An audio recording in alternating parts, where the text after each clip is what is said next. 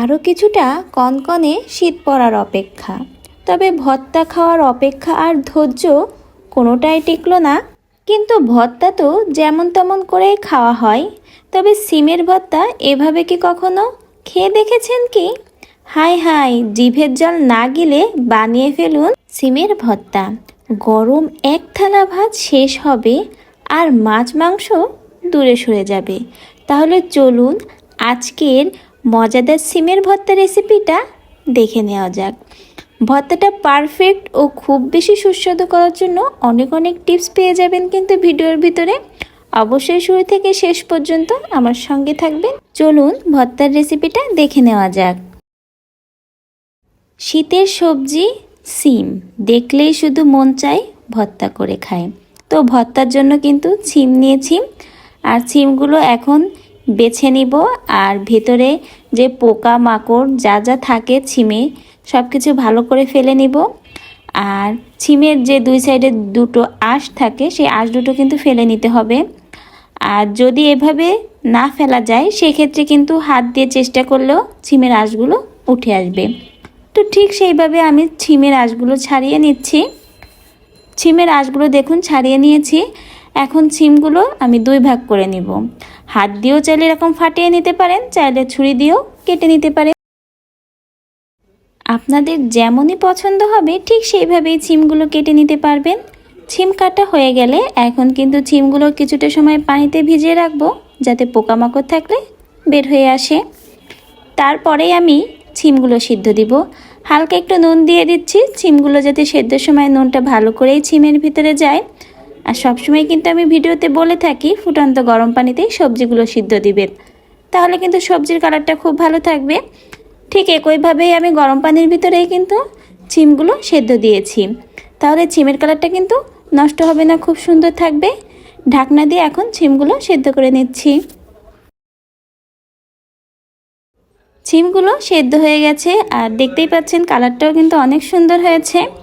আর এখন সিমগুলো আমি পানি ঝরিয়ে নিব আর কিছুটা ঠান্ডা করব, তারপরে কিন্তু সিমগুলো বাটবো।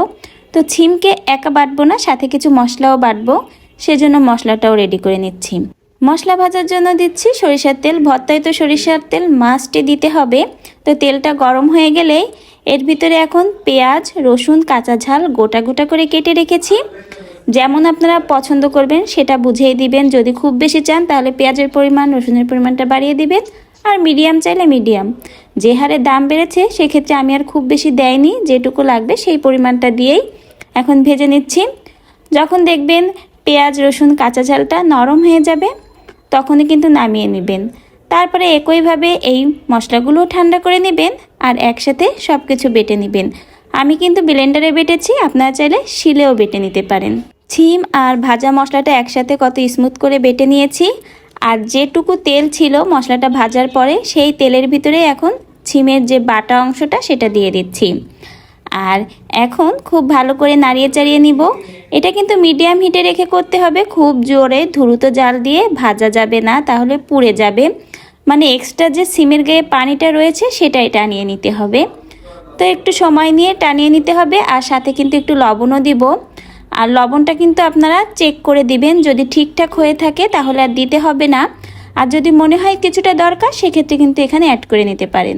সিমের ভর্তার মিশ্রণটা ঘন হলেই কিন্তু নামিয়ে নিতে হবে। তো নামিয়ে ঠান্ডা করে নিচ্ছি। কড়াই খুন্তির তো কাজ শেষ। এখন চলে আসব সিমের আসল স্বাদ আনার জন্য কি কি লাগবে। তো এর জন্য দিচ্ছি কাঁচা পেঁয়াজ আর দিব ধনিয়া পাতা। অবশ্যই কিন্তু সিমের এই ভর্তায় ধনিয়া পাতাটা মাস্ট দিতে হবে। আর একটা ভিন্ন উপকরণ দেব, সেটা হচ্ছে লেবুর রস।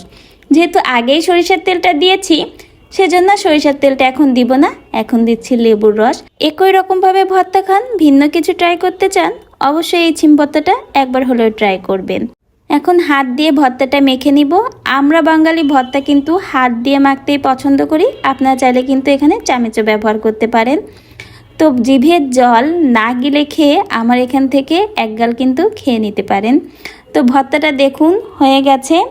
তো এই ভর্তা যদি হয় তাহলে কি বলুন মাছ মাংস দরকার হয়? গরম ধোয়া ওঠা ভাতের সাথে এই ভর্তা জাস্ট অসাধারণ লাগে খেতে। অবশ্যই বাসায় ট্রাই করবেন। ভালো লাগলে লাইক করতে তো ভুলবেনই না, শেয়ার করবেন সকলের কাছে যেন তারাও এরকম মজার মজার ভর্তা বানাতে পারে। আর নতুন হলে সাবস্ক্রাইব করবেন। এরকম ইন্টারেস্টিং ভিডিও পেতে অবশ্যই আমার চ্যানেলের সাথে থেকে যাবেন, তাহলে কিন্তু নিত্য নতুন রেসিপি আপনারা দেখতে পারবেন। সবাই আমার জন্য দোয়া করবেন যাতে নতুন নতুন ভিডিও আরও আপনাদের সাথে শেয়ার করতে পারি। আজকের ভিডিও থেকে এখানেই বিদায় নিচ্ছি। সবাই অনেক অনেক ভালো থাকবেন।